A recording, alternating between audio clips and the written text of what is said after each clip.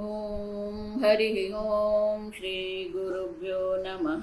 हरि ओम पार्थाय प्रतिबोधितां भगवता नारायणेन स्वयं व्यासेन ग्रथितां पुराणमुनिना मध्ये महाभारतम् अद्वैतामृतवर्षिणीं भगवतीम् अष्टादशाध्यायिनीम् अम्ब त्वामनुसन्दधामि भगवद्गीते भवद्वेषिणीम्। नमोऽस्तु ते व्यास विशालबुद्धे पुल्लारविन्दायतपात्रनेत्र येन त्वया भारततैलपूर्णः प्रज्वालितो ज्ञानमय प्रदीपः प्रपन्नपारिजाताय स्तोत्रवेत्रैकपाणये ज्ञानमुद्राय कृष्णाय गीतामृतदुहे नमः।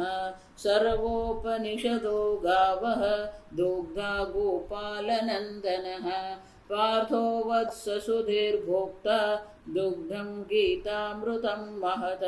वसुदेवसुतं देवं कंसचाणूरमर्दनं देवकी परमानन्दं कृष्णं वन्दे जगद्गुरुं। भीष्मद्रोण तथा जयद्रथजला गान्धारनीलोत्पला शल्यग्राहवती कृपेण वहने कर्णेन वेलाकुला अश्वत्थामविकर्णघोरमकरा दुर्योधनावर्तिनी सोत्तीर्णा खलु पाण्डवैरणनदी कैवर्तकः केशवः पाराशर्यवचः सरोजममलं गीतार्थगन्धोत्कटं नानाख्यानककेसरं हरिकथा सम्बोधना बोधितदैरहरः पेपीयमानं मुदा भूयाद्भारतपङ्कजं कलिमल प्रध्वंसिनः श्रेयसे। मूकं करोति वाचालं पङ्गुं लङ्घयते गिरिं यत्कृपातमहं वन्दे परमानन्दमाधवम्। यं ब्रह्मा वरुणेन्द्ररुद्रमरुतः स्तुन्वन्ति दिव्यैस्तवैः वेदैः साङ्गपदः क्रमोपनिषदैः गायन्ति यं सामगाः। ध्यानावस्थिततद्गतेन मनसा पश्यन्ति यं योगिनः यस्यान्तन्न विदुःसुरासुरगणाः देवाय तस्मै नमः। ॐ सहनाववतु सहनौ भुनक्तु सह वीर्यं करवावहै तेजस्विनावधीतमस्तु मा विद्विषावहै। ॐ शान्ति शान्ति शान्तिः। श्लोक नंबर 14।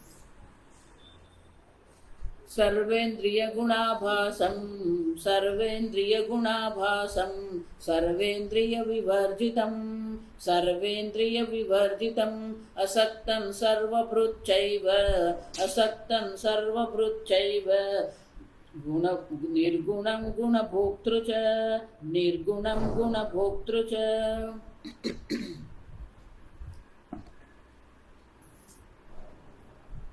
सर्वेन्द्रिय गुणाभासम सर्वेन्द्रिय विवर्जितम। सर्व इंद्रियों के द्वारा जिस सर्व इंद्रियों द्वारा જેનો અસ્તિત્વને આપણે જાણી શકીએ સર્વ ઇન્દ્રિયોની પ્રવૃત્તિ એ બ્રહ્મ જ્ઞેય બ્રહ્મને કારણે જ છે અને સર્વ ઇન્દ્રિયથી રહિત છે। સર્વ ઇન્દ્રિયોને એ પ્રકાશિત કરે છે, સર્વ ઇન્દ્રિયોને સત્તા સ્ફૂર્તિ પ્રદાન કરે છે, છતાં એ સર્વ ઇન્દ્રિયોથી વર્જિત એટલે કે સર્વ ઇન્દ્રિય રહિત છે। આમ એ જ્ઞેય બ્રહ્મ છે। એ જ્ઞેય બ્રહ્મને કારણે આ સંપૂર્ણ જગતમાં સર્વ પ્રકારની ઇન્દ્રિયોની પ્રવૃત્તિ થઈ રહી છે। એટલું જ નહીં, અસક્તમ સર્વભૃચ્છૈવ તો કે આ સર્વ પ્રકારની પ્રવૃત્તિઓ એને કારણે થઈ રહી છે, તો શું એ આસક્ત છે? જા વિચાર। સર્વ પ્રકારની પ્રવૃત્તિ એને કારણે થાય છે, તો પછી આસક્તિ હશે ને. અસક્તમ અવિચાર, કોઈ પ્રકારની આસક્તિ એનામાં છે જ નહીં. આસક્તિની સંભાવના નથી. જો આ સમજો કેમ? અસંગ ચૈતન્ય. ગઈકાલે આપણે જો નિર્વિકારી ચૈતન્ય, નિર્વિકારી ચૈતન્યને કોઈની પણ સાથે કોઈ પણ પ્રકારે આસક્તિ સંભવ છે જ નહીં. અને એટલે શંકરાચાર્ય કહે છે અંધો મણિવત મણિ અવિંદત ઇત્યાદિ મંત્રાર્થ તસ્ય મંત્રસ્ય અર્થ अंध मणि अविंदत अविंदत, अंध को मणि मिल गया हमने. अब वो अंध है, ये मणि है, उसको कैसे ज्ञान होगा? ये पत्थर है क्या मणि है? अब देखो, मणि का ज्ञान उसे होता ही नहीं है. तो अंध को मणि मिल गया, इस प्रकार के जो मंत्र है, तो उनका अर्थ जो है वो अर्थ किसके कारण है? इत्यादि मंत्र अर्थ बता तस्य मंत्र से अर्थ है. मानी कि ये भ्रांति है. अंध व्यक्ति ने ऐसा मान लिया मुझे मणि मिल गया, ये भ्रांति उनकी. उसी प्रकार से अपाणिपादो जवन गृहीता, वो ग्रहण करता हुआ दिखता है, वो गति करता हुआ दिखता है. आप समझो, ये सब भ्रांति है. मैंने पकड़ लिया, मैं जा रहा हूं, मैं खा रहा हूं, मैं देख रहा हूं, मैं सुन रहा हूं, ये सब भ्रांति है. आप समझो.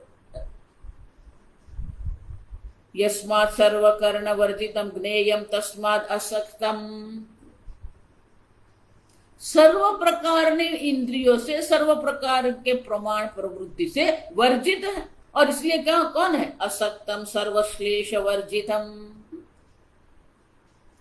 कुछ भी आपको संस्पर्श करता ही नहीं है. जब आप कहते हो कि मैं अज्ञानी हूं, जब आप कहते हो मैं जन्म मृत्यु वाला हूं, तब भी आप अश्लेष है. सर्वश्लेष वर्जितम.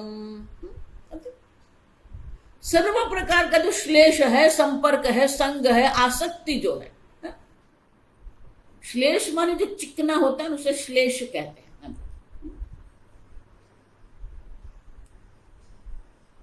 गले से जो निकलता है ना, श्लेष्म कहते हैं, चिकना होता है.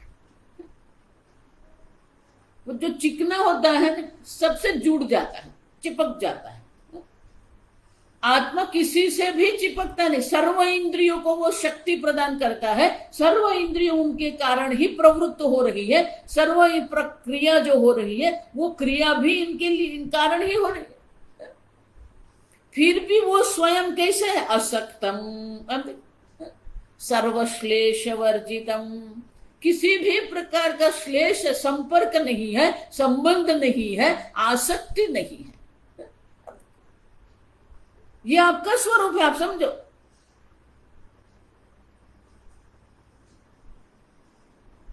प्रातः काल भी हमने देखा कि सर्व अवस्थाओं का साक्षी होने पर भी वो स्वयं सर्व अवस्था रहित है.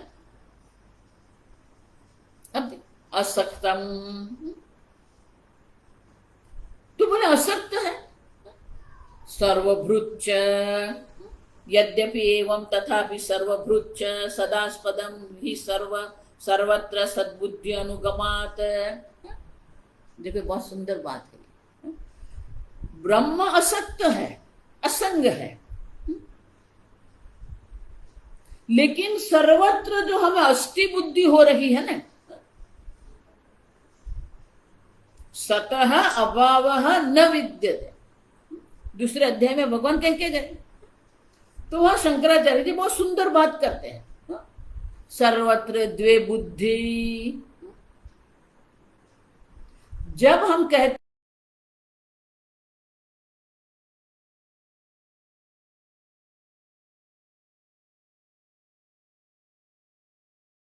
जो है, पुष्प बुद्धि कहेंगे, घट बुद्धि, पुष्प बुद्धि, हस्त बुद्धि, वो जो ज्ञान है. तो शंकराचार्य जी कहते हैं वहां दो प्रकार की बुद्धि है. आप देखो, घट बुद्धि भी है, अस्थि बुद्धि भी है। घट बुद्धि और अस्थि बुद्धि जो है दोनों अलग है, हम उनको एक ही मानते हैं। आज हिंदी में केम बोलूं खबर नहीं। घट बुद्धि અને અસ્થિ બુદ્ધિ એમ જ્યારે આપણે બે કહીએ છીએ તો એ ખરેખર આપણને તો એક જ લાગે છે। જોવી તો ઘડો છે, ઘટ અસ્થિ, તો એ અસ્તિત્વ આપણે કોનું માની રહ્યા છે? ઘડાનું માની રહ્યા છે, પણ ખરેખર એ ઘડાનું અસ્તિત્વ છે નહીં। જોવી તો અને એટલે શંકરાચાર્યજી કહે છે કે જ્યારે પણ આપણને કોઈ પણ વિષયનું જ્ઞાન થાય છે ત્યારે પેલી બે પ્રકારની બુદ્ધિ હોય છે, એક વિષય બુદ્ધિ હોય છે અને બીજી અસ્થિ બુદ્ધિ હોય છે। ઘટ બુદ્ધિ, અસ્થિ બુદ્ધિ, પટ બુદ્ધિ, અસ્થિ બુદ્ધિ। એક બુદ્ધિ છે બદલાતી રહે છે। ઘટ બુદ્ધિમાંથી પટ બુદ્ધિ થઈ ગઈ, પટ બુદ્ધિમાંથી સૂર્ય બુદ્ધિ થઈ ગઈ, સૂર્ય બુદ્ધિમાંથી જલ બુદ્ધિ થઈ ગઈ, એ બદલાતી રહે છે। પેલી અસ્થિ બુદ્ધિ છે ને, નવ્ય વિચરતી,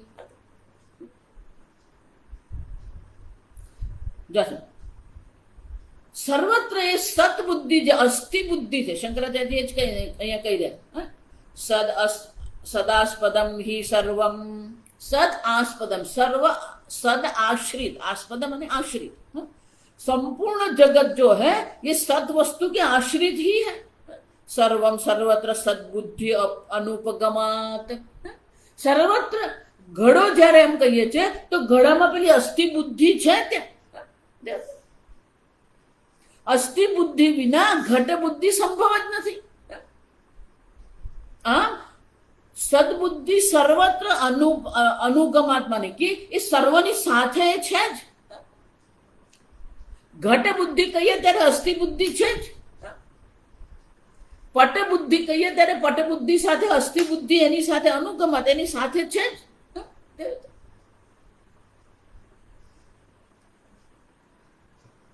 વૃક્ષ કહીએ તો વૃક્ષ બુદ્ધિ છે, તો વૃક્ષ બુદ્ધિની સાથે સાથે પેલી અસ્થિ બુદ્ધિ, વૃક્ષ અસ્થિ, તો પેલી અસ્થિ બુદ્ધિ છે જ।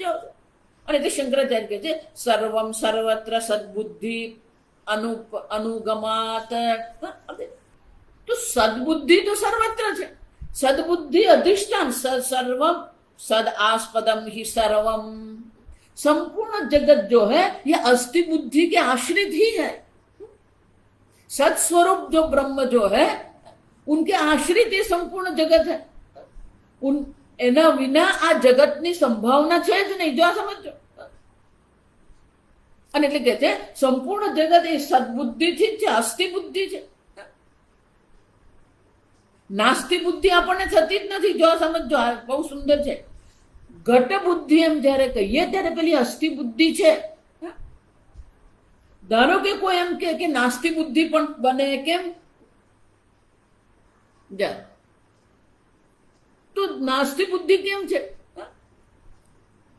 મારા હાથમાં ઘડો નથી, જાવી સમજો મારે, તો ઘડો નથી, ઘટ નાસ્તિ, તો કે નાસ્તિ બુદ્ધિ થઈ ને ઘડામાં? નહીં, નાસ્તિ બુદ્ધિ પણ અસ્થિ બુદ્ધિ જ છે। ખાલી વાક્ય બદલીએ ને એટલે ખબર પડી જાય। મારા હાથમાં ઘડો નથી એમ કહીએ તો પેલો નથી શબ્દ આવે, નાસ્તિ આવે, પણ એને બદલે એમ કહું મારા હાથમાં ઘડાનો અભાવ છે, આવી ગયું। તો અભાવનો પણ અસ્તિત્વ છે કે નહીં? અભાવ પણ છે તરીકે જ આપણને ઉપલબ્ધ થાય છે। સર્વમ સદ આસ્પદમ એવ, માત્ર ઘટ બુદ્ધિ જ સદ આસ્પદ એટલે કે સદ અધિષ્ઠાન છે એમ નહીં, સંપૂર્ણ જગત નાસ્તિ બુદ્ધિનું પણ અસ્તિત્વ છે। આ વિચાર, ઘડાનો અભાવ એમ ત્યારે કહીએ છીએ તો એ અભાવ પણ આપણને કઈ રીતે ઉપલબ્ધ થાય છે? અસ્થિ તરીકે જ ઉપલબ્ધ થાય છે। ઘડાનો અભાવ છે, જો વિચાર, તો ઘડાનો અભાવ છે એમ જયારે આપણે કહી રહ્યા છે તો અભાવ પણ અસ્થિ તરીકે જ આવ્યો કે નહીં? અને એટલે કે છે સર્વત્ર, જો નાસ્તિ બુદ્ધિનું અધિષ્ઠાન પણ સદબુદ્ધિ જ છે, અસ્થિ બુદ્ધિનું અધિષ્ઠાન પણ સદબુદ્ધિ છે। અને એટલે શંકરાચાર્યજી કહે છે સર્વત્ર સદબુદ્ધિ, કોઈ પણ જગ્યાએ તમે જાઓ, કોઈ પણ જ્ઞાન તમે પ્રાપ્ત કરો, કોઈ પણ ક્રિયા તમે કરો, એ પેલી સદબુદ્ધિ તો રહેવાની જ છે. ઘટ બુદ્ધિમાંથી પટ બુદ્ધિ થઈ ગઈ. જો વિચાર, યદ વિષયા વૃત્તિ વ્યભિચરતી તદ અસત, પેલી ઘટ બુદ્ધિ, પટ બુદ્ધિ, હસ્તી બુદ્ધિ એ બદલાતી રહે. જો વિચાર, તો એ અસત છે. પણ પેલી હસ્તી બુદ્ધિ તો સર્વત્ર છે, સર્વત્ર અસ્થિ બુદ્ધિ છે. અને એટલા માટે સર્વત્ર અસ્થિ બુદ્ધિ હોવાને કારણે આપણે શું કહીએ છીએ? સદૈવ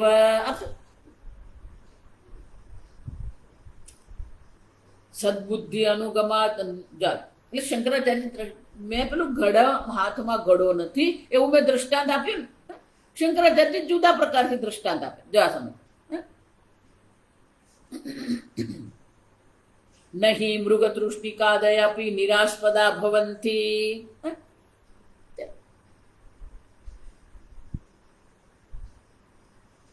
મિથ્યા કોને કહીએ આપણે? જો આ વિચારો, મિથ્યા કોને કહીએ આપણે? મિથ્યા એને કહેવાય અધિષ્ઠાન અનન્યત્વમ. જેનું પોતાનું એક અધિષ્ઠાન છે, અધિષ્ઠાનથી ભિન્ન એનું કોઈ અસ્તિત્વ છે. નિરાસ્પદ, આસ્પદ એટલે અધિષ્ઠાન, આશ્રય. આ જગતમાં કોઈ પણ વસ્તુ નિરાશ્રય છે જ નહીં, આશ્રય રહિત છે જ નહીં. જો આપી નિરાસ્પદા ભવંતી.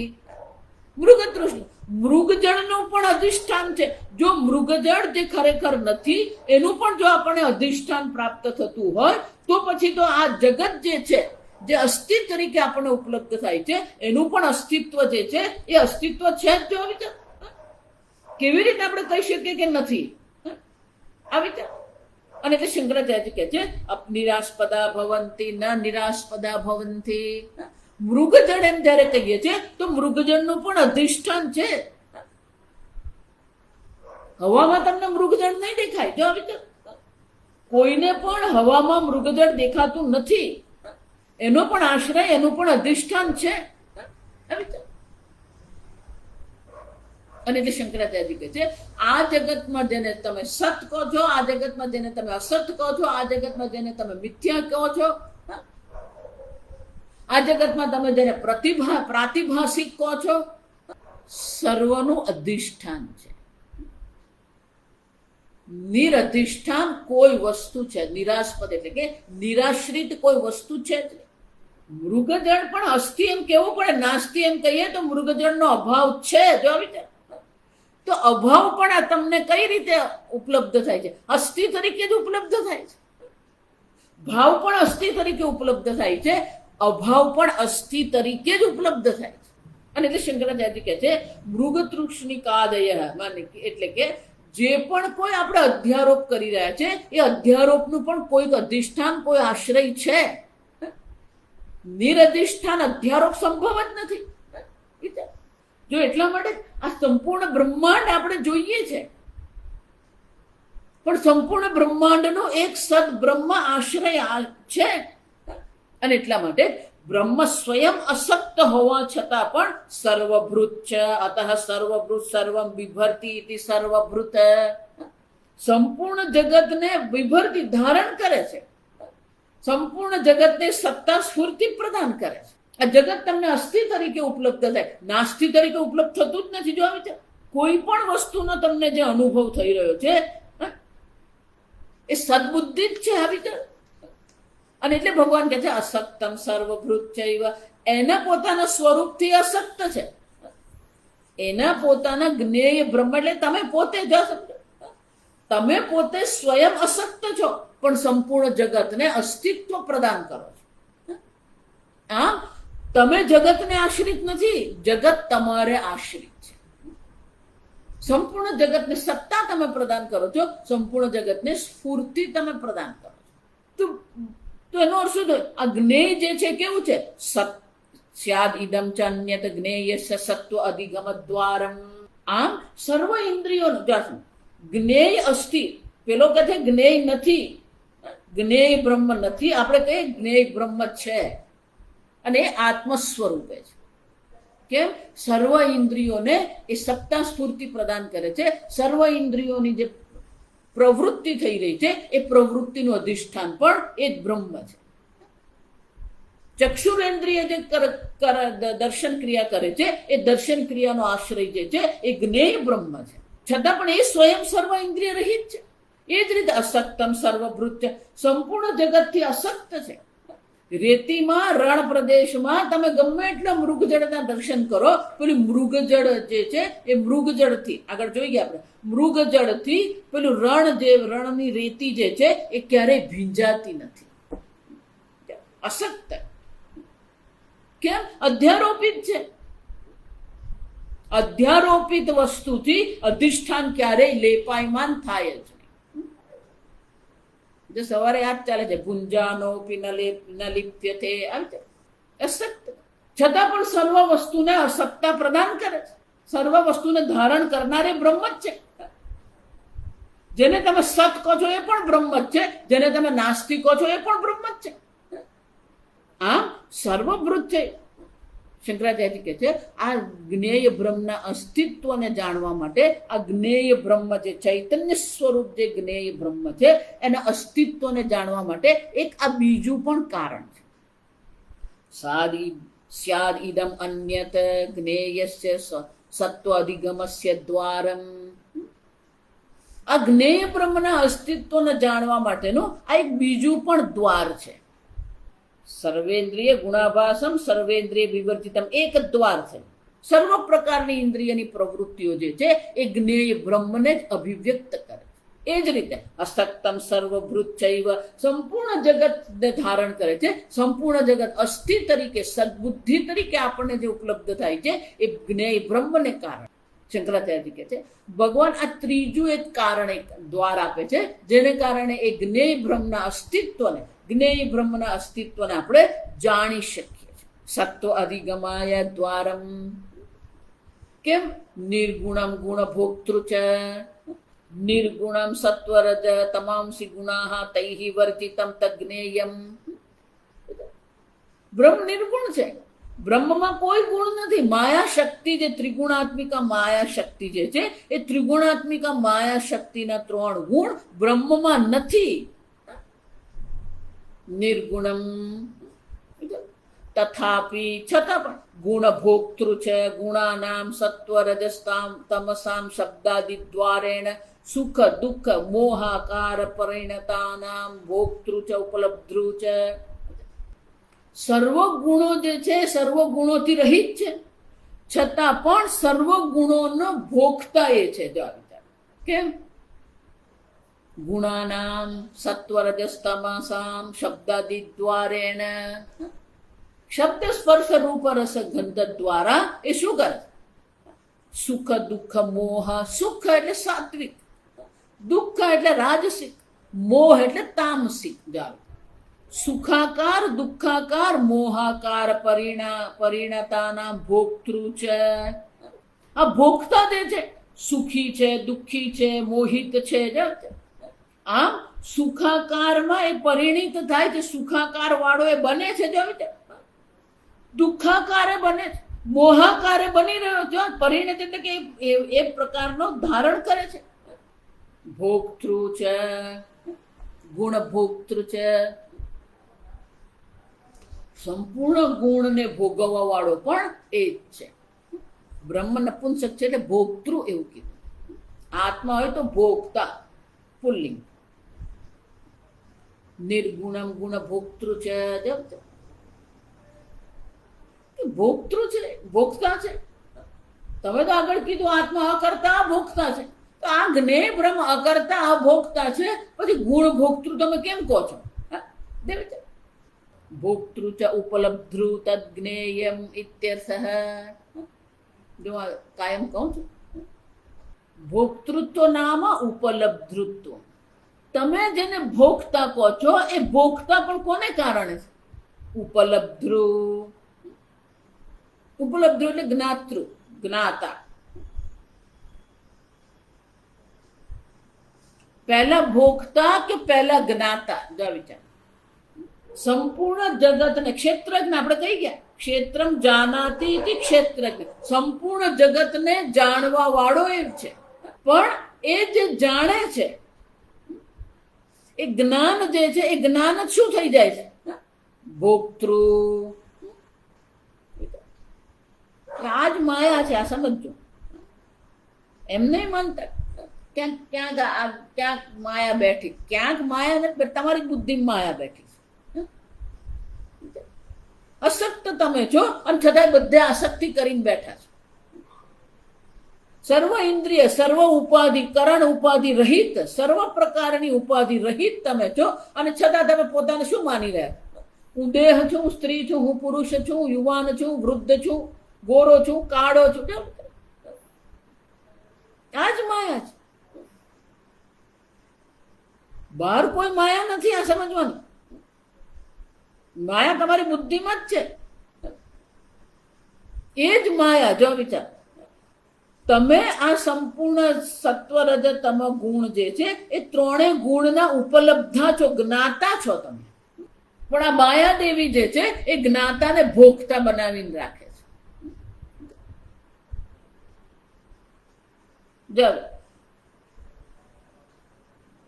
જ્યારે તમે કોઈ પણ વસ્તુનો સ્પર્શ કરો ને, દરેક આ સ્પર્શ કરીએ તો સ્પર્શ જે છે એ તો જ્ઞાન છે ને. સ્પર્શેન્દ્રિય દ્વારા જે છે એ તો જ્ઞાન છે. જો આ નરમ નેપકિન છે, જો આ સ્પર્શેન્દ્રિય છે તો એ જ્ઞાન થયું. આ સુતરાવ કપડું છે, સ્પર્શ. તો તમને આ સ્પર્શ દ્વારા, આ સુતરાવ કપડું છે એ સ્પર્શેન્દ્રિય દ્વારા તમને જ્ઞાન થયું. પણ એ જ જે જ્ઞાતા જે છે શું થાય છે? પોતાના રાગ દ્વેષ એમાં ઉમેરી દે છે. આમ પેલા રાગ દ્વેષને કારણે જે પેલો જ્ઞાતા છે, ઉપલબ્ધા છે, એ ભોગતા બની જાય છે. ભોક્તૃ ચ ઉપલબ્ધૃ તદ જ્ઞેયમ. જ્ઞેય તો ક્ષેત્રજ્ઞ છે, સર્વને જાણવા વાળો છે, પણ છતાં પણ એ ભોગતા બની જાય માયાને કારણે. જો એટલે જ ભગવાન સાતમા અધ્યાયમાં કહી ગયા, દૈવી એષા ગુણમયી મમ માયા દુરથયા. અર્જુન, આ ગુણમય ત્રિગુણાત્મિકા મારી માયા જે છે એને પાર કરવી એટલી સરળ નથી. ક્યાંક ને ક્યાંક આપણને ફસાવી જ દે. ક્યાંક ને ક્યાંક આપણી બુદ્ધિને અવળે માર્ગે લઈ જ જાય. આપણે ગમે એટલા પ્રયત્ન કરીએ ને, આપણે ગમે એટલા આપણા જીવનને ઠીક કરવાનો પ્રયત્ન કરીએ, એ ક્યાંક ને ક્યાંક આપણી બુદ્ધિને શું કરે? અટવાવે. આમ તમે ક્ષેત્રજ્ઞ છો, જ્ઞાતા છો, પણ એ જ જ્ઞાતા શું બની ગયો? ગુણ ભોક્તૃ છે. જો વિચાર, નિર્ગુણમ ગુણ ભોક્તૃ છે.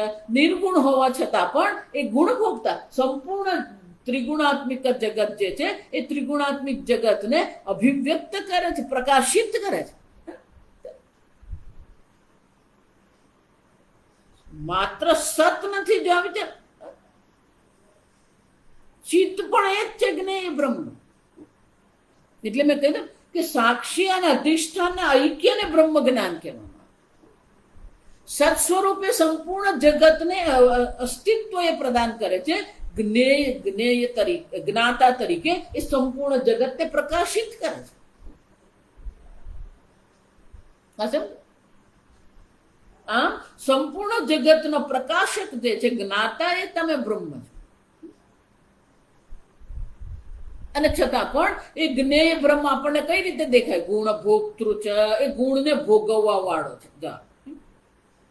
સર્વ ગુણોનો ભોગતા છે, એ પ્રકારે આપણને દેખાય. સંપૂર્ણ જગતને અસ્તિત્વ પ્રદાન ગુણ ભોક્તૃ છે. સર્વભૃત કહીને કે છે સંપૂર્ણ જગતને અસ્તિત્વ પ્રદાન, સત્તા પ્રદાન કરનાર છે. ગુણ ભોક્તૃ કહીને ભગવાન કે છે સંપૂર્ણ જગતને પ્રકાશિત કરનાર પણ એ જ છે. આમ સત સ્વરૂપે સંપૂર્ણ જગતનો અધિષ્ઠાન છે. સત સ્વરૂપે સંપૂર્ણ જગત, ચિત્ત સ્વરૂપે સંપૂર્ણ જગતનો પ્રકાશક એ છે. પ્રકાશકને જ આપણે સાક્ષી કહીએ. સમજ?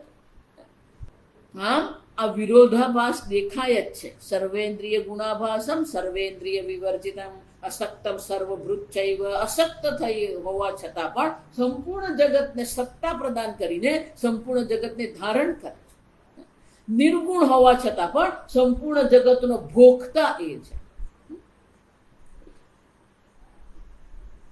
બધા આ જ રીતે આવવાના વિરોધાભાસ છે. આને જ વેદાંત કહેવાય. હું એટલા માટે કહું, જે લોકોને 2 + 2 = 4 એવો જવાબ જેને જોઈતો હોય ને એને માટે વેદાંત છે જ.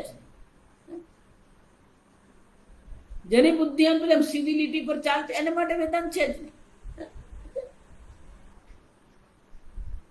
જે બંને પ્રકારથી સમજી શકે, બુદ્ધિના બંને અંશને સમજી શકે, બંને છેડા, આપણે એવું કહીએ ગુજરાતી છેડા એવું કહીએ. નિર્ગુણ પણ એક બ્રહ્મ છે, ગુણ ભોગતા પણ એક બ્રહ્મ છે, અસક્ત પણ એક બ્રહ્મ છે, સર્વને ધારણ કરનાર પણ એ જ જ્ઞેય બ્રહ્મ છે.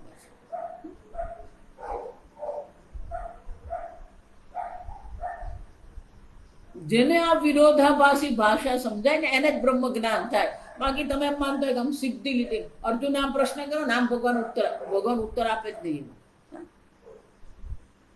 તદેક વદ નિશ્ચિત્ય એક કો ભગવાન કે હું કહું જ નહીં. લોકેસ્મિન દ્વિધા નિષ્ઠા પુરા પ્રોક્તા મયા. વળી પાછું કીધું પણ સંન્યાસી ને યોગી એમ કરી 5મા અધ્યાયમાં વળી કીધું. ભગવાને પણ ભલતો જ જવાબ આપી દીધો. આપણી દ્રષ્ટિએ ભલતો, બાકી યોગ્ય જ છે જવાબ. જેને એમ પેલો સીધો ઉત્તરની અપેક્ષા હોય એને માટે એવું લાગે કે ભગવાન જુદું જ બોલે છે. કેમ? જે સાંખ્ય પ્રાપ્ય તે સ્થાનમ તદ્યોગૈરપી ગમ્યતે. સંન્યાસી જે સ્થાનને પ્રાપ્ત કરે છે, કર્મયોગી પણ એ સ્થાન પ્રાપ્ત કરે. અર્જુન પૂછે 2 માંથી એક કોણ? ભગવાન આવું કહે છે.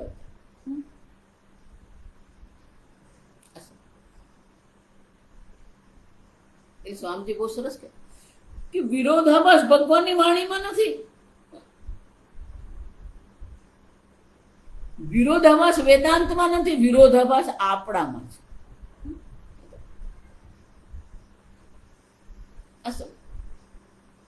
આપણી જ અંદર વિરોધાભાસ પડેલો, આપણી જ અંદર વિરોધાભાસ જે પડ્યો છે એ જ વિરોધાભાસને વિરોધાભાસ દ્વારા જ આપણે નિવૃત્ત કરી શકીએ.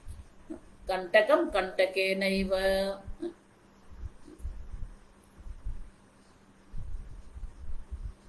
અર્જુનને પણ એમ જ હતું કે હું જે વિચારું છું બરાબર જ છે, મારું ધર્મશાસ્ત્રનું જ્ઞાન યોગ્ય જ છે. ભગવાન એમ એને મારીને આમ નિયતે નરકાવાસ, ભગવાન કાયમને માટે અમારો નરકમાં વાસ થઈ જશે.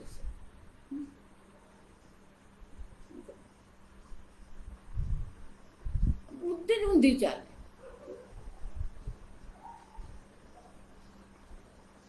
એટલે પછી અર્જુને પેલું કબૂલ કરવું પડ્યું કે મારા વિચારમાં જ ખોટ છે. આ ખોટ શબ્દ બહુ સરસ છે ગુજરાતી. ખોટ એટલે કંઈક અયોગ્ય છે.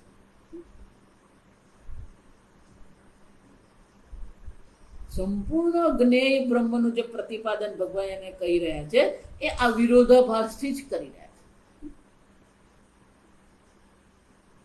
હજી એ વિરોધાભાસનો અંત આવ્યો નથી. આ સમજો. એટલે આગળ કે છે 15મો બહિરંતશ્ચ ભૂતાનામ અચરંચરમેવ ચ સૂક્ષ્મત્વાત્ તદવિજ્ઞેયં દૂરસ્થં ચાન્તિકે ચ તત.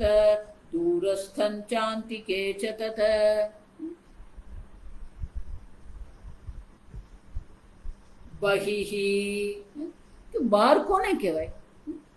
શંકરાચાર્ય કહે છે ત્વક પર્યંતમ દેહમ આત્મત્વેન અવિદ્યા કલ્પિતમ અપેક્ષ્ય. અવિદ્યાને કારણે દેહમાં જે આત્મબુદ્ધિ, દેહમ આત્મત્વેન અવિદ્યા કલ્પિતમ, આ દેહમાં આત્મબુદ્ધિ કરીને આપણે બેઠા છે. તમ અવધિમ કૃત્વા, એને જ આપણે શું કરીએ, એક સીમા અવધિ બનાવી દઈએ છીએ. એટલે દેહને આપણે સીમા બનાવીને કહીએ છીએ. દેહથી જે અન્ય છે એને બહાર કહેવામાં આવે, દેહથી જે અંદર છે એને આપણે અંદર કહીએ છીએ. જેવી રીતે આ ઓરડો છે તો ઓરડામાં જે દિવાલ જે છે એ શું છે, એની સીમા છે. દોરડાની આ બાજુ જે આ દિવાલની આ બાજુ છે ઓરડામાં છે, એને આપણે ઓરડામાં છે એમ કહીએ, અંદર છે એમ કહીએ. ચાલો, આ દિવાલ છે તો દિવાલની આ બાજુ છે એને આપણે અંદર કહીએ, દિવાલની પેલી બાજુ છે એને આપણે બહાર કહીએ. જાવ તો એક સીમા બનાવવી પડે. આ સમજો, અવધિને સીમા બનાવવી પડે આપણે. તો આપણે કોને સીમા, ત્વક પર્યંતમ દેહ, તો આ ચામડી સુધી, આ ચામડી સુધી જે દેહ જે છે એમાં આત્મબુદ્ધિ, અવિદ્યા કલ્પિત આત્મબુદ્ધિ આપણે કરીને બેઠા છે, અને એની અપેક્ષાએ જ આપણે એક અવધિ સીમા બનાવી દીધી. અવધિમ કૃત્વા બહિઃ ઉચ્યતે, એનાથી અન્ય જે છે બહાર છે ને બહાર કહીએ આપણે.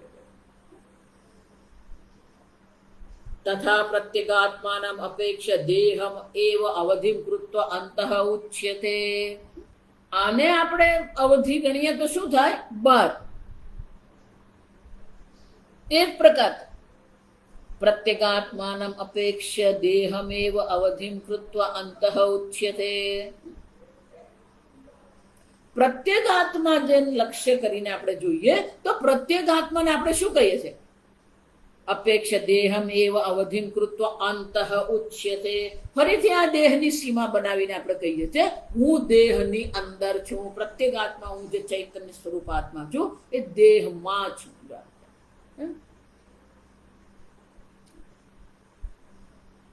એટલે ભગવાન કહે છે આ દેહની જે આપણે અવધિ સીમા જે બનાવીને એ છે જ નહીં. કેમ, બહિરંતશ્ચ,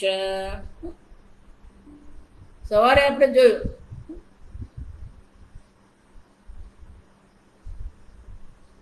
સબાહ્યાભ્યંતર હિ અજહ, બહાર અંદર એક જ જ્ઞેય બ્રહ્મ છે. પણ આ દેહને અહમ બુદ્ધિ કરીને આપણે એક અવધિ બનાવી દીધી. આ બહાર ને અંદર, હું અંદર દેહમાં રહું છું, હું બહાર. અને એટલે ભગવાન કહે છે બહિરંતશ્ચ ભૂતાનામ, સર્વભૂતોની અંદર પણ એ જ બ્રહ્મ છે, સર્વભૂતોથી બહાર પણ એ જ બ્રહ્મ છે. બહિઃ અંતઃ ચૈતિ યુક્તે મધ્ય ભાવે પ્રાપ્ત ઇદમ ઉચ્યતે. બહાર અંદર ક્યારે થાય, એ બહાર અંદરની વચ્ચે આ દેહ મધ્ય છે. જો એટલે હું કહું, ક્યારેય બે નહીં હોઈ શકે, ત્રણ જ હોય. કારણ કે બહાર અને અંદર જે છે એ બહાર અંદરથી એક મધ્યમાં છે, જેને આપણે બહાર પણ નથી કહેતા, જેને આપણે અંદર પણ નથી કહેતા, એ આ દેહ છે.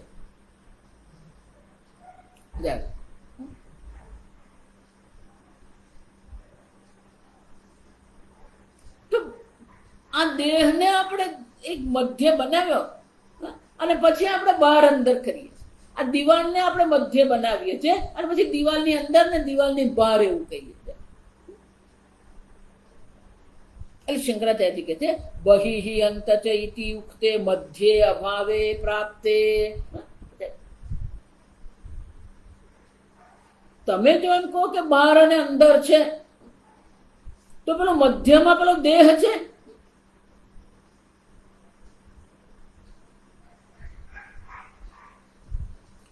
અભાવે, અભાવે નો શું અર્થ થાય કે બહાર એ બ્રહ્મ છે, અંદર એ બ્રહ્મ છે, તો મધ્યમાં બ્રહ્મ નથી. મધ્ય અભાવે પ્રાપ્તે.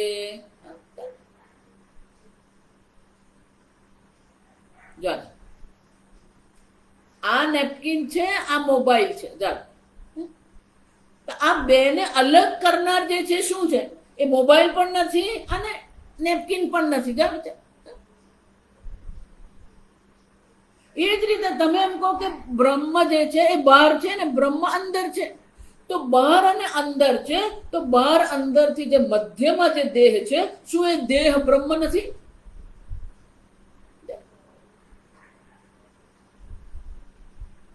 અને એટલે ભગવાન કહે છે નહીં નહીં નહીં,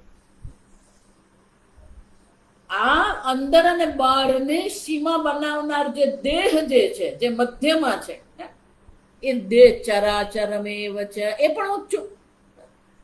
ચર પણ બ્રહ્મ છે, અચર પણ બ્રહ્મ છે. ચરાચરમ દેહાભાસમ અપિ તદેવ જ્ઞેયમ.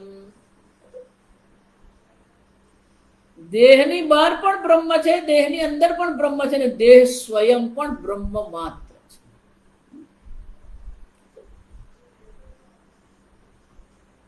આ શરીરની દ્રષ્ટિએ આપણે એવું કહીએ કે આ શરીર ઓરડાની અંદર છે. બહાર ગાડી છે તો આપણે શું કહીએ? ગાડી ઓરડાની બહાર છે અને દેહ ઓરડાની અંદર છે. પણ પેલી દિવાલ જે છે એ દિવાલ કેવી છે? બહાર પણ નથી ને અંદર પણ નથી, મધ્યમાં છે.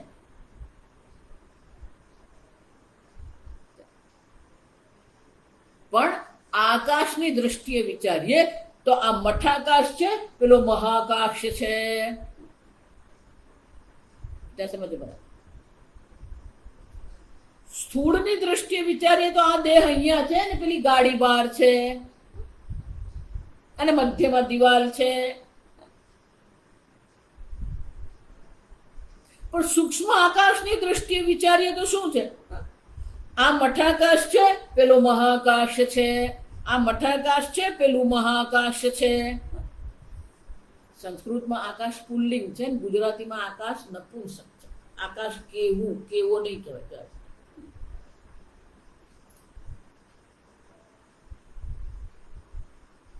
તો મહાકાશ બહાર છે, જો વિચાર. મઠાકાશ અંદર છે. પણ આકાશની દ્રષ્ટિએ જ્યારે આપણે વિચારીએ તો આ દિવાલ જે છે એ પણ શું છે? આકાશ જ છે. આકાશ તો સર્વવ્યાપી છે, તો દિવાલની અંદર પણ આકાશ છે જ. વિચાર. સ્થૂળ દેહ ને સ્થૂળ ગાડીની દ્રષ્ટિએ અંદર બહાર તમે કહી શકો, દિવાલની સ્થૂળતાને કારણે મધ્ય એમ કહી શકો. પણ આકાશની દ્રષ્ટિએ વિચારીએ તો અંદર પણ આકાશ છે, બહાર પણ આકાશ છે, મધ્યમાં છે એ પણ શું છે? આકાશ જ છે. વૈજ્ઞાનિકો પણ સ્વીકારે છે કે ભલે આપણે આ દિવાલને ઘન એવું કહીએ, સોલિડ એવું કહીએ, પણ અણુ અને પરમાણુની દ્રષ્ટિએ વિચારીએ તો આકાશ જ અવકાશ છે. આ મસ્તકના સંદર્ભમાં આ દિવાલ સોલિડ છે, ઘન એવું કહેવાય. પણ આકાશની દ્રષ્ટિએ વિચારીએ તો અંદર પણ આકાશ છે, બહાર પણ આકાશ છે, મધ્યમાં છે એ પણ શું છે? આકાશ જ છે. એ જ રીતે બહાર પણ એ જ્ઞેય બ્રહ્મ છે, અંદર પણ પ્રત્યેગાત્મ સ્વરૂપે જ્ઞેય બ્રહ્મ જ છે. અને ચરાચરમેવ છે. ચર અને અચર જે આ યોની જે દેહ છે, જે અવધિ બનાવે છે, સીમા બનાવે છે, એ દેહ પણ જ્ઞેય બ્રહ્મ જ છે. ચરાચરમ દેહાભાસમ અપિ તદ જ્ઞેયમ.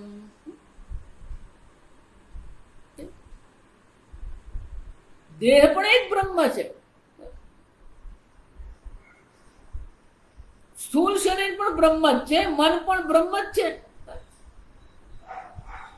ઇન્દ્રિયો પણ બ્રહ્મ જ છે.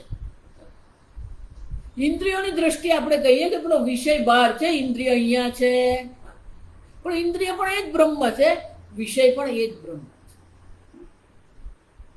અને ઇન્દ્રિયો દ્વારા જે મન આ ભોગવી રહ્યું છે, એ મન પણ શું છે? બ્રહ્મ જ છે.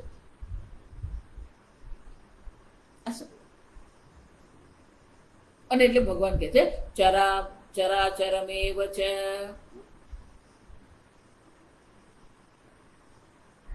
તો કે આ ચરાચર દેહ બ્રહ્મ છે, તો પછી અમે બ્રહ્મને જાણી લીધું, આ દેહ બ્રહ્મ છે, જાણી લીધું, આ જ્ઞેય બ્રહ્મ નહીં.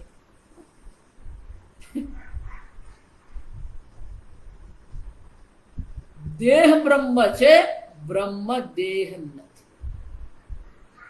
મન બ્રહ્મ છે, પણ બ્રહ્મ મન નથી. સવારે આપણે જોયું, અભિનેતા ભિખારી નથી, ભિખારી અભિનેતા. આમ દેહ બ્રહ્મ છે, પણ એ જ્ઞેય બ્રહ્મ દેહ નથી. આ સમજ. એટલે કે આ બધાથી વિલક્ષણ, એને પર કહેવાય. જો સમજો, બિયોન્ડ જેને આપણે કહેવાય, આ બધાથી વિલક્ષણ છે ને, એને માટે બિયોન્ડ શબ્દ. પર એટલે કે ઉપર એમ નહીં. ચરાચર દેહાભાસમપી તદ્જ્ઞેયમ યથા રજ્જુ સર્પાભાસઃ.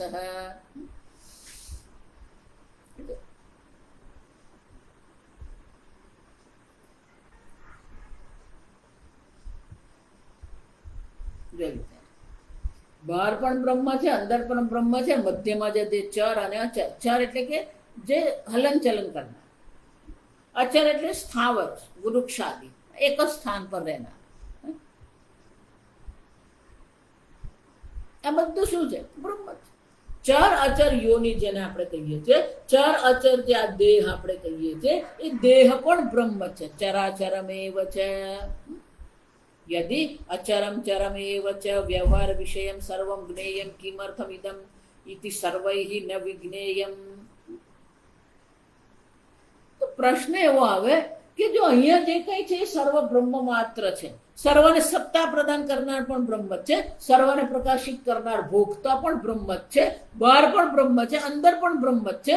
આ શરીર સ્વયં પણ બ્રહ્મ માત્ર છે. આમ જો સર્વ વ્યવહાર વિષયમ સર્વમ જ્ઞેયમ, જે વ્યવહારનો વિષય જે છે એ બધી જ વસ્તુ બ્રહ્મ માત્ર છે. જો એ બ્રહ્મ જ છે, કિમર્થમિદમ ઇતિ સર્વૈઃ ન વિજ્ઞેયમ, તો પછી બધા દ્વારા એ જાણવા યોગ્ય કેમ નથી? બધા એને જાણી શકતા કેમ નથી? સર્વૈઃ ન વિજ્ઞેયમ, બધા જ એને કેમ જાણતા નથી? જો સમજો, કેમ એને જાણી શકતા નથી? જો બધું બ્રહ્મ માત્ર જ છે, તો પછી એ બ્રહ્મને બધા જાણતા કેમ નથી? સૂક્ષ્મત્વાદ વિજ્ઞેયમ, સૂક્ષ્મ છે. સૂક્ષ્મ હોવાને કારણે સત્યમ સર્વાભાસમ તથાપિ વ્યોમવત સૂક્ષ્મમ અતઃ સૂક્ષ્મત્વાદ.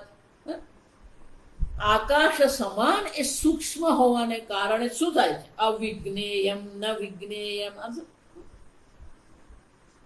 કે કોણ નથી જાણતું? સૂક્ષ્માત સ્વેન રૂપેણ તજ્ઞેયમ અપી અવિજ્ઞેયમ અવિદુષામ. જે અજ્ઞાની જન છે, જે સંસારી જન છે, એને માટે કેવો છે? જાણી શકાતો જ નથી. એષઃ સર્વેષુ ભૂતેષુ ગૂઢાત્માન પ્રકાશ્યતે. બધું ઉપનિષદમાં કહી છે. નિત્ય નિત્યાનામ અશરીરમ શરીરેષુ, શરીરમાં હોવા છતાં પણ એ શરીર નથી. નિત્ય અનિત્યાનામ, અનિત્ય શરીરમાં રહેવા છતાં પણ એ સ્વયં તો નિત્ય છે, અસંગ છે.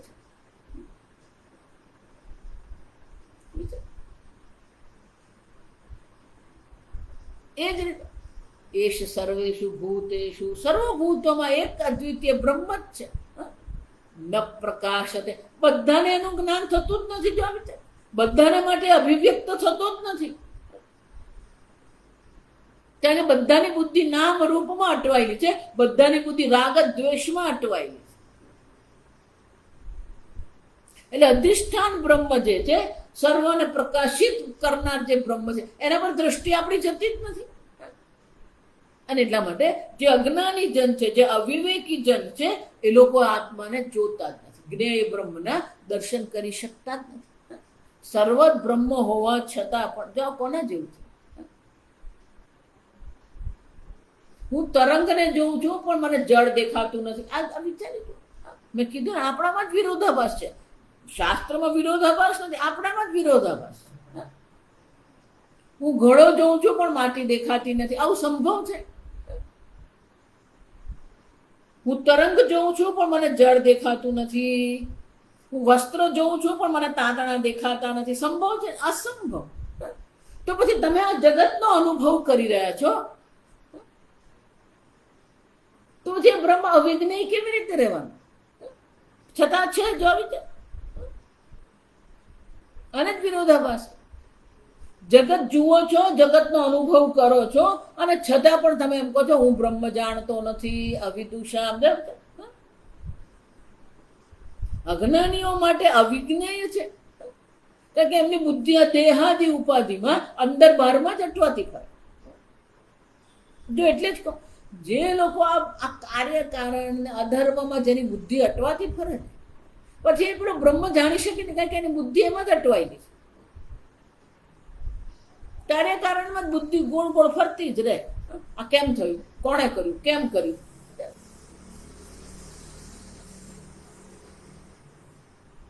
શું આપણી બુદ્ધિ આ કાર્ય કારણ જગતમાં જ અટવાતી રહે છે, ધર્મ અધર્મમાં જ અટવાતી રહે છે. અને એટલા માટે એ જ્ઞેય બ્રહ્મ હોવા છતાં પણ અવિજ્ઞેયમ. પણ કોને માટે અવિજ્ઞ? અવિદુષામ, અજ્ઞાની જન માટે. વિદુષામ ચ તું વિદુષામ તું, જે વિદ્વત જન છે ને, આત્મા વા ઇદમ સર્વમ બ્રહ્મ વેદમ સર્વમ. જ્ઞાની જન માટે આત્મા એવ ઇદમ સર્વમ, આત્મા અહીંયા જે કઈ છે સર્વ આત્મા માત્ર છે. બ્રહ્મ વા ઇદમ સર્વમ, અહીંયા જે કઈ છે બ્રહ્મ માત્ર છે. ઈશાવાસ્યૈદગમ સર્વમ, અહીંયા જે કઈ છે ઈશ્વર માત્ર. જો એટલે તમને પહેલા એ જગત કારણ ઈશ્વરની અનુભૂતિ તો કરો, તમે એના સાનિધ્યની અનુભૂતિ તો કરો, પછી એને આત્મ સ્વરૂપે તમે ઓળખી શકશો. એ ઈશ્વરના સાનિધ્યની અનુભૂતિ છે કે નહીં આપણને?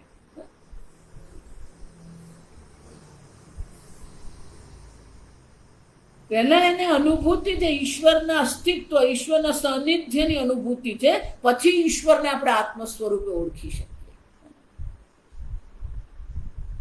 પણ જેને મન નામ રૂપમાં, સંબંધોમાં, ગુણ ક્રિયા આ બધામાં જ અટવાયેલું જેનું મન છે, એ આ પછી નિર્ગુણ નિષ્ક્રિય બ્રહ્મને જાણી શકતો નથી.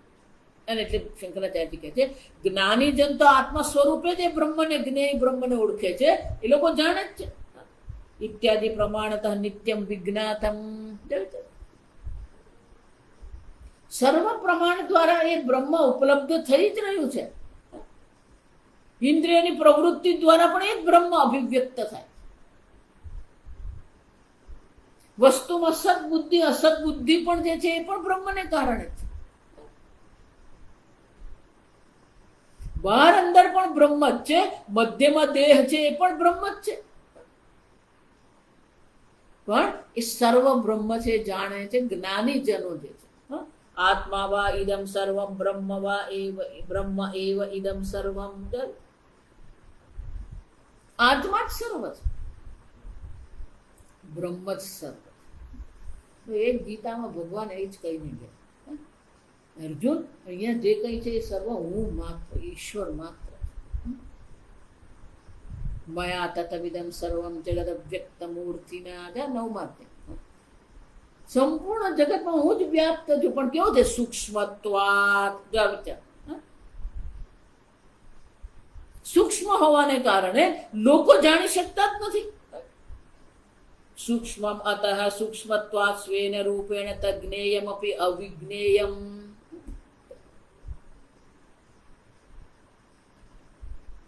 જેવો વિષય હોય ને એવા આકારની આપણી બુદ્ધિ બનવી જોઈએ, તો જ જ્ઞાન થાય. પુષ્પ છે તો પુષ્પાકાર વૃત્તિ બને તો આપણને પુષ્પનું જ્ઞાન થાય. એ જ રીતે આ બ્રહ્મ છે, અખંડ બ્રહ્મ, અનંત બ્રહ્મ સ્વરૂપ છે, સૂક્ષ્મ છે. તો આપણી બુદ્ધિ પણ સાપેક્ષ રૂપથી સૂક્ષ્મ બનવી જોઈએ. સ્વામીજી બહુ સરસ કે બ્રહ્મ શાંત સ્વરૂપ છે, નિર્વિકારી છે, તો આપણું મન પણ સાપેક્ષ રૂપથી નિર્વિકારી શાંત બનવું જોઈએ.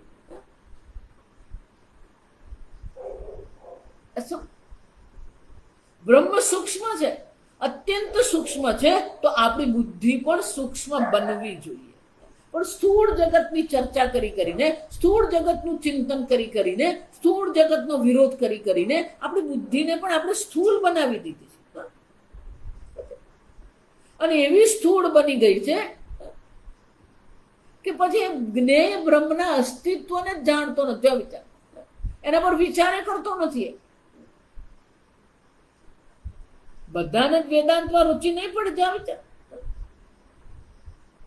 અને એટલે શંકરાચાર્ય કહે છે જ્ઞાન સાધન શૂન્યાનામ પ્રમાણતઃ નિત્યમ વિજ્ઞાન. પ્રમાણ દ્વારા સતત એ બ્રહ્મનું જ્ઞાન આપણને થઈ શકે. પણ જે પ્રમાણ રહિત છે, જ્ઞાન સાધન શૂન્યાનામ, જેની પાસે આ પ્રમાણ છે જ નહીં, વેદ પ્રમાણ જેની પાસે નથી, એને આ બ્રહ્મ જ્ઞાન થઈ શકે છે. જો એટલે હું તમને કહું કે બધા મહાત્માઓ શાસ્ત્રને તો બાયપાસ જ કરી દે, ઈશ્વરની ભક્તિને તો બાયપાસ જ કરી દે. પણ કેવી રીતે બ્રહ્મ જ્ઞાન થવાનું? હા, તમારા અંતઃકરણની શુદ્ધિ થશે, તમે ઈશ્વરનું ચિંતન કરો છો, તમે તપશ્ચર્યા કરો છો, તમે યજ્ઞ કરો છો, દાન કરો છો, તો તમારું અંતઃકરણ શુદ્ધ થશે. યજ્ઞ દાન તપ કર્મ પાવનાની મનીષિણામ. પણ શુદ્ધ અંતઃકરણ થવા માત્રથી બ્રહ્મ જ્ઞાન નહીં થાય. પ્રમાણ પ્રવૃત્તિથી કોઈ પણ પ્રકારનું જ્ઞાન છે એ પ્રમાણ પ્રવૃત્તિ વિના થઈ શકે જ નહીં.